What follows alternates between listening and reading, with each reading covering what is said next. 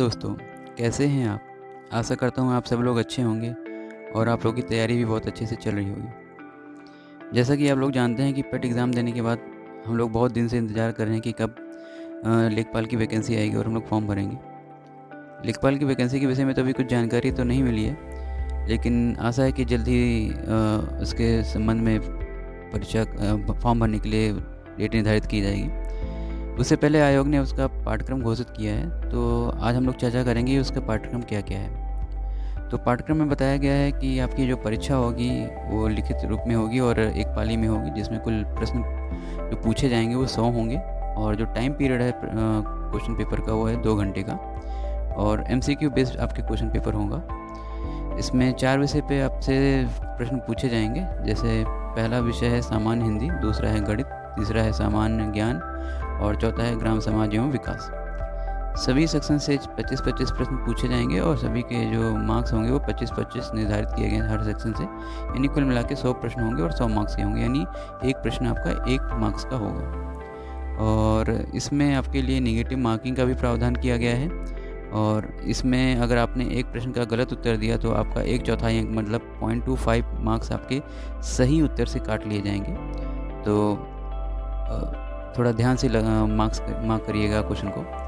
पाठ्यक्रम के बारे में अगर हम लोग बात करते हैं तो पहला जो विषय है सामान्य हिंदी, इसमें क्या क्या पूछा जाएगा ज़रा हम लोग देख लेते हैं। तो सामान्य हिंदी में आपसे समास से प्रश्न पूछे जाएंगे, पर्यायवाची से पूछे जाएंगे, विलोम है, तत्सम, तद्भव, संधियाँ, वाक्यांशों के लिए एक शब्द, लोकोक्तियाँ, मुहावरे, वाक्य संशोधन, लिंग, वचन, कारक, काल, वर्तनी, त्रुटि से संबंधित प्रश्न, अनेकार्थी शब्द और अपठित गद्यांश से भी प्रश्न पूछे जाने की संभावना है। तो कुल मिला के ये सामान्य हिंदी का सिलेबस था। अब हम लोग गणित के बारे में देख लेते हैं कि गणित विषय में कौन कौन से टॉपिक से प्रश्न पूछे जाएंगे। तो गणित में पहला आपका अंक गणित एवं सांख्यिकी मतलब आपका अर्थमेटिक एंड स्टैटिस्टिक्स से कौन कौन से प्रश्न बनेंगे देख लेते हैं। तो संख्या पद्धति से प्रश्न बनेगा, प्रतिशत मतलब आपका परसेंटेज से प्रश्न बनेगा, लाभ हानि यानी प्रॉफिट लॉस से बनेगा, सांख्यिकी आंकड़ों का वर्गीकरण मतलब आपका जो क्लासिफिकेशन करना है स्टैटिस्टिक डाटा का उससे प्रश्न बनेगा, बारंबारता यानी आपका फ्रीक्वेंसी से रिलेटेड प्रश्न होंगे, बारंबारता बंटन यानी फ्रीक्वेंसी डिस्ट्रीब्यूशन से प्रश्न होंगे, सारणीयन यानी आपका टेबुलेशन से भी प्रश्न आएगा, संचयी बारंबारता यानी क्यूमुलेटिव फ्रीक्वेंसी से भी प्रश्न आपके बनेंगे, आंकड़ों का निरूपण मतलब आपका डाटा का क्लासिफिकेशन इस पर भी प्रश्न बनेंगे, दंड चार्ट मतलब आपका बार ग्राफ और पाई चार्ट पर भी प्रश्न पूछे जाएंगे।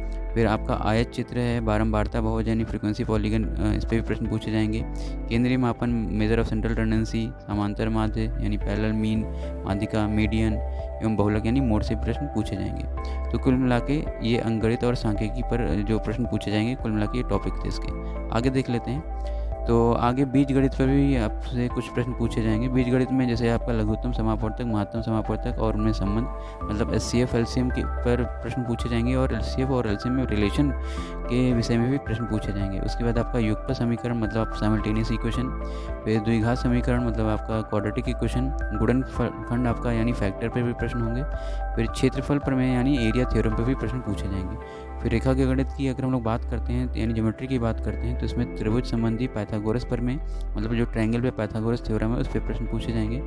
त्रिभुज यानी आपका ट्रायंगल से रिलेटेड प्रश्न होंगे और आयत यानी आपका रेक्टेंगल से रिलेटेड प्रश्न होंगे, वर्ग यानी आपका स्क्वायर से रिलेटेड प्रश्न होंगे, समलंब यानी आपका ट्रेपेजियम पर भी प्रश्न पूछे जाएंगे।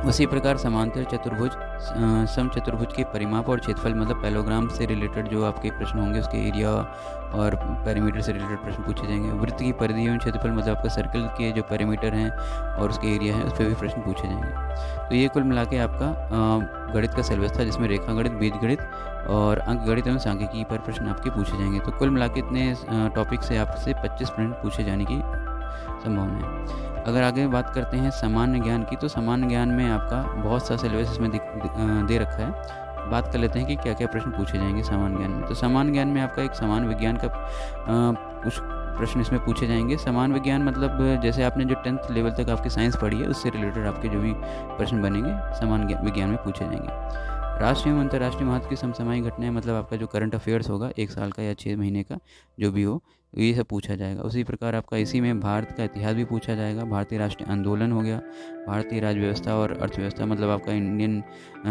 आपका administration system, Indian economic system, ठीक है, और भारत के इतिहास मतलब इंडियन फ्रीडम स्ट्रगल के बारे में, इन सब के बारे में भी आपसे पूछा जाएगा।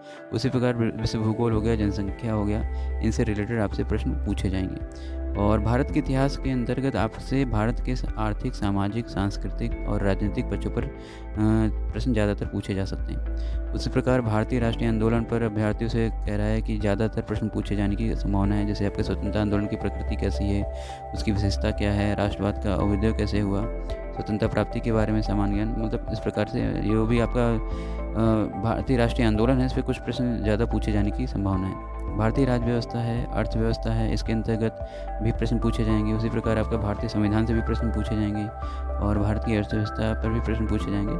तो ये कुल मिला के आपका सामान्य ज्ञान के ऊपर जो प्रश्न है ये पूछे जाएंगे। इसी के अंदर में अगर मैं बात करता हूँ तो विश्व भूगोल पर प्रश्न हो गया, जनसंख्या पे प्रश्न हो गया, और भारत के भूगोल पर प्रश्न हो गया, और आपका सामाजिक आर्थिक पक्ष है जो भारत का, इस पर प्रश्न पूछे जाएंगे, और उत्तर प्रदेश विषय से भी कुछ प्रश्न पूछे जाएंगे।